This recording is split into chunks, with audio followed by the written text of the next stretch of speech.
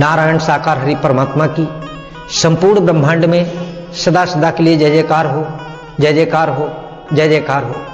जगत जननी साकार मां मातेश्वरी मैया की संपूर्ण ब्रह्मांड में सदा सदा के लिए जय जयकार हो, जय जयकार हो, जय जयकार हो।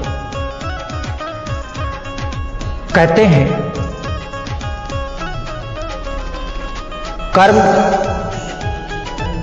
जैसे करोगे फल वैसा ही मिलेगा।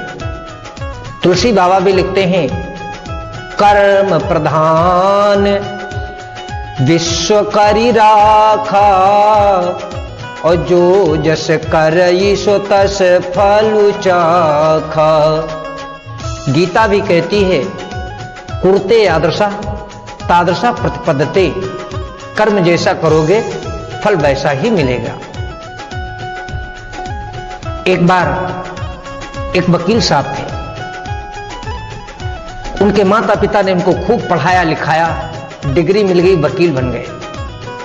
शादी हो गई, धर्मपत्नी घर में आ गई और माताओं बहनों को हमारी फ्री फंड में डिग्री मिलती है।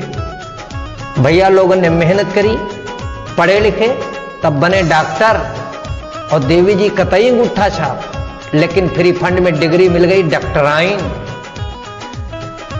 पढ़ाई की लिखाई की तब बने मास्टर और देवी जी कतई अंगूठा छाप, लेकिन फ्री फंड की डिग्री मिल गई मास्टराइन। वकील साहब ने खूब मेहनत करी, खूब पढ़े लिखे, तब बने वकील और देवी जी चाहे बिल्कुल अंगूठा छाप हो, लेकिन डिग्री मिल गई वकीलिन।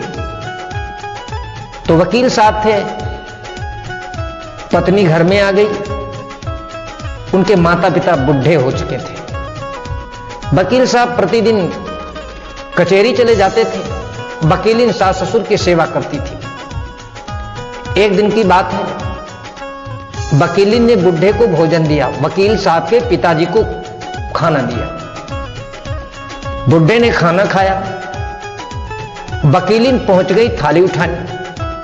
बुढ़ा कुल्ला कर रहा था, अचानक उसको खांसी आ गई और खखार उसी थाली में गिर गया। वकीलिन घिना गई, उठाया थाली लेके आई, तब तक वकील साहब कचहरी से लौट आए थे। कपड़े उतार रहे थे, वकीलिन ने वही थाली उठा करके वकील साहब के ऊपर फेंक दिया। बोली सुनते हो, ये तुम्हारे माता पिता जो बुढ़िया बुढ़ा हैं, ये थाली में अकज अकज रखते हैं, हमारे बस की बात नहीं जो इसको हम साफ करें। वकील साहब ने कहा तो फिर क्या किया जाए, नौकर रखा जाए। वकील ने बोले नौकर रखियो तो पैसा जी है।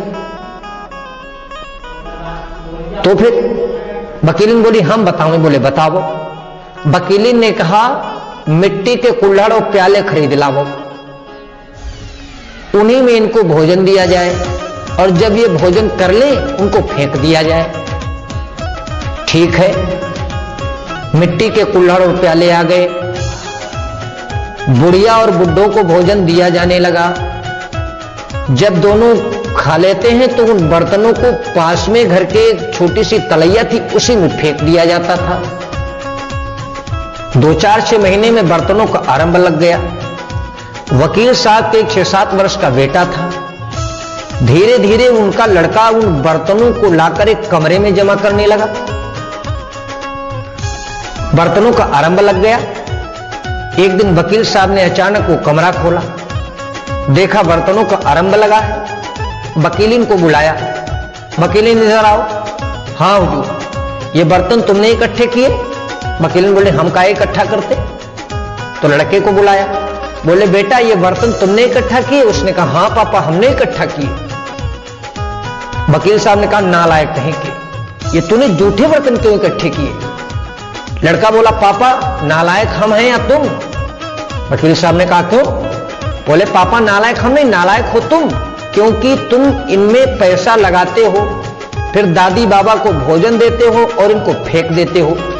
हम इनको इसलिए इकट्ठा कर रहे हैं कि जब तुम दोनों दादी और बाबा की तरीके से बुढ़े हो जाओगे तो इन्हीं बर्तनों में हम तुमको खाना सप्लाई करेंगे, हमें पैसा भी नहीं लगाना पड़ेगा।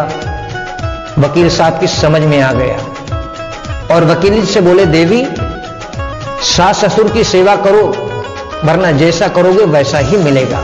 इसीलिए गीता भी कहती है कुरते यादृशा तादृशा प्रतिपद्यते, अच्छा करोगे तो अच्छा मिलेगा और बुरा करोगे तो बुरा मिलेगा। बोलो सच्चिदानंद भगवान की।